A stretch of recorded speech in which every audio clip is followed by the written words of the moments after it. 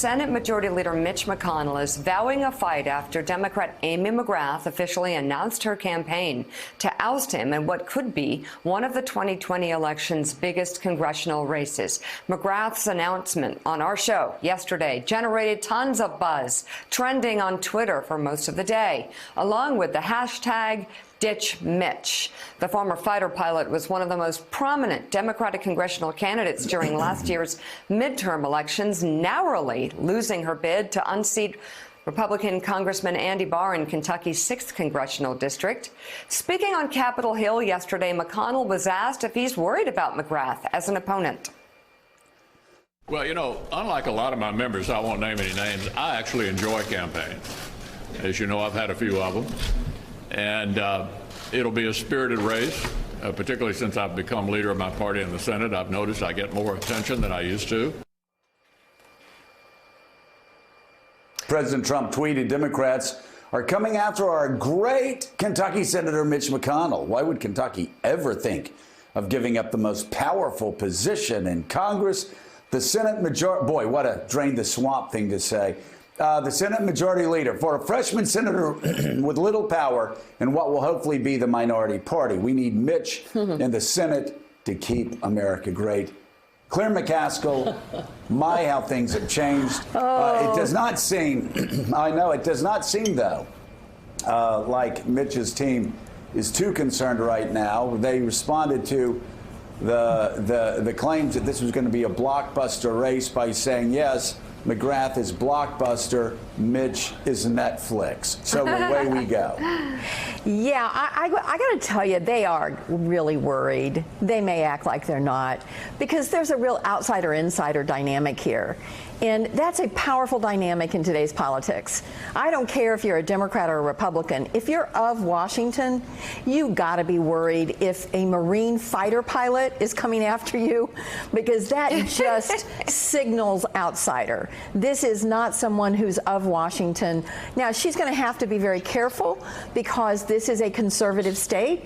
You know, she is going to have to appeal to the suburban voters and reassure them that she gets that they can't afford to retire and that we've got to figure out a way not to get so far in debt that our grandchildren are faced with horrific choices in terms of funding programs in America. But I've talked to her. She's strong, she's smart, and she really has a fire in her belly about going after this race and going after who, and by the way, she'll have plenty of money. I mean, the money is going to pour into this woman for all the right reasons. So if Mitch McConnell and his team say they're not worried, that's because they're used to winning by fighting dirty. And I have a feeling fighting dirty against this candidate's not going to work. Jake Sherman, it's really interesting. Donald Trump ran as an outsider. He personified the outside populist candidate. Now he's appealing to the people of Kentucky to vote for the swampiest person, and actually saying, vote for the guy who knows the swamp better than anybody else, who's been up to his neck in the swamp longer than anybody else, who can bring home the bacon better than anybody else. You talk about crossing your messages.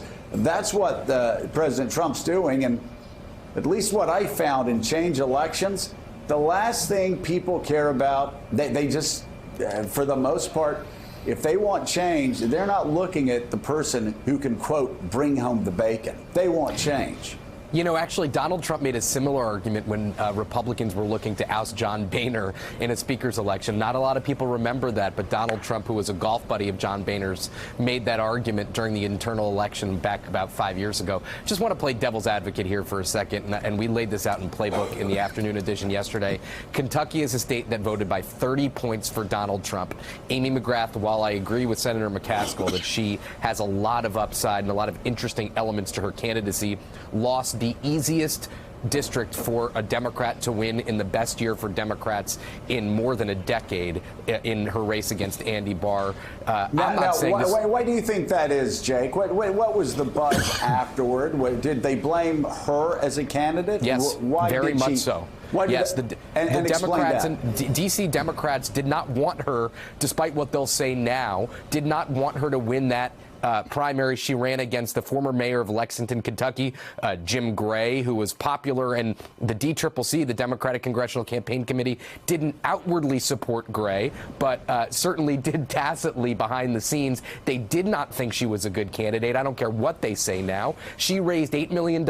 Andy Barr raised $5 million. She still lost by 3 percentage points, more than 10,000 votes.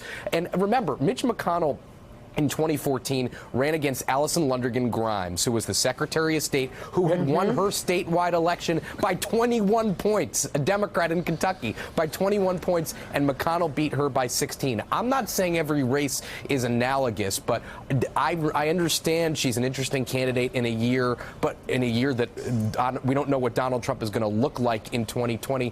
This is a red state, and you have to assume if Donald Trump, even if his margin gets cut in half to 15 points, you're going to have to imagine a lot of Donald Trump, Amy McGrath voters, and I don't know if I see that now. I'm not predicting that McConnell's going to win, but this is not as easy as D.C. Democrats would like to make it seem. Steve, you and I were talking a little bit earlier. Agree. There's a bit of a Beto O'Rourke effect here, which is to say that nationally, Democrats are going to invest a lot in Amy McGrath. They're going to invest a lot of money in Amy McGrath because they'd like to see her take out Mitch McConnell the way they wanted to see Beto O'Rourke take out Ted Cruz in Texas. Yeah, the opportunity to go after Ted Cruz was too much for most Democratic donors to pass up. That's why he was able to raise that money, O'Rourke was. But also, O'Rourke was able to get some polls in the final few months of that campaign that suggested he had a shot, and I think that really increased donors' appetite.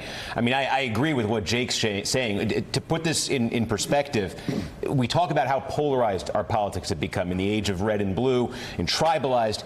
How many times since 2000, since that 2000 election that gave us the red states and blue states, has somebody run against an incumbent senator in a presidential election year where the president from the incumbent senator's party is carrying that state, let alone by 30 points, as Trump did in Kentucky? There are two examples of this since 2000 of it actually happening, and they both come with massive asterisks. One was in 2008 in Alaska. Ted Stevens was the incumbent. His party, John McCain, his candidate, won the presidential race in Alaska by 22. Stevens was convicted of federal corruption charges a week before the election. He lost by a point. And the other example is in Claire McCaskill's home state of Missouri in 2000. And the asterisk there, unfortunately, was the Democratic challenger, Mel Carnahan, was killed in a plane crash just before the election. His name remained on the ballot, and he unseated, as George W. Bush carried the state by 3 points, he unseated the incumbent, John Ashcroft there. Those are the only two cases where that's happened. And McGrath's trying to pull it off in a state that Trump is likely to win by between 20, 25, 30 points. So, Claire, what gives you the optimism for Amy? Well, I don't, first of all, I don't think Trump will win by 20, 25, 30 points. I think Trump's numbers are going to be depressed.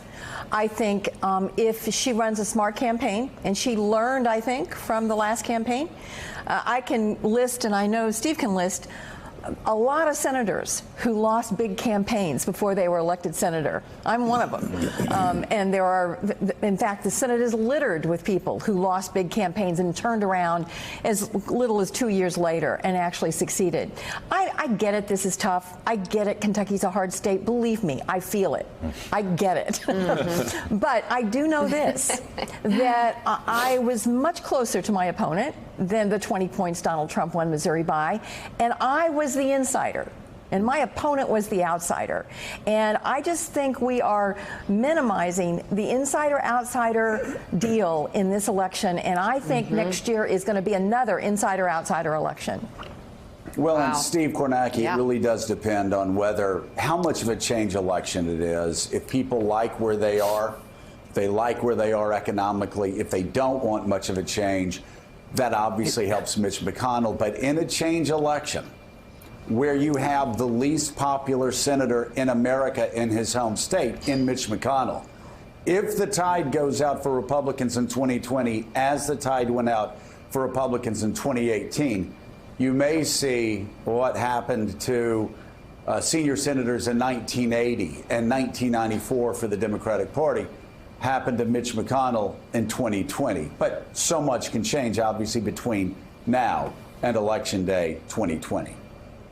No, look, absolutely. And nobody, I should always say, nobody has zero chance. And we will see what happens, and it's possible that Amy McGrath surprises me and pulls this out. The one thing I would say, though, is when you make that 2018 comparison, we sort of saw two Americas in 2018, though. We saw a change election take place in sort of the suburbs of America, and we saw a almost stand with Trump election occur in Indiana, right, in Tennessee, in Missouri, and frankly, in Kentucky. I think Amy McGrath was a very good candidate in 2018 in her congressional district. I think the DCCC was wrong in its initial assessment when they thought that Jim Gray would be a superior candidate. I think Amy McGrath tapped into the passions of the Democratic base, not just in her district, but nationally, and it's why she raised so much money. I think she did as well as a Democrat could do in that district in a great year for Democrats nationally, and she still lost that district. I think that's the reality of Kentucky in states like Kentucky right now.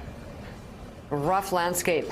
Steve Kornacki, thank you very much. Jake Sherman will be reading the Politico Playbook this morning, and Eugene Scott will be reading your new reporting in the Washington Post. Thank you all.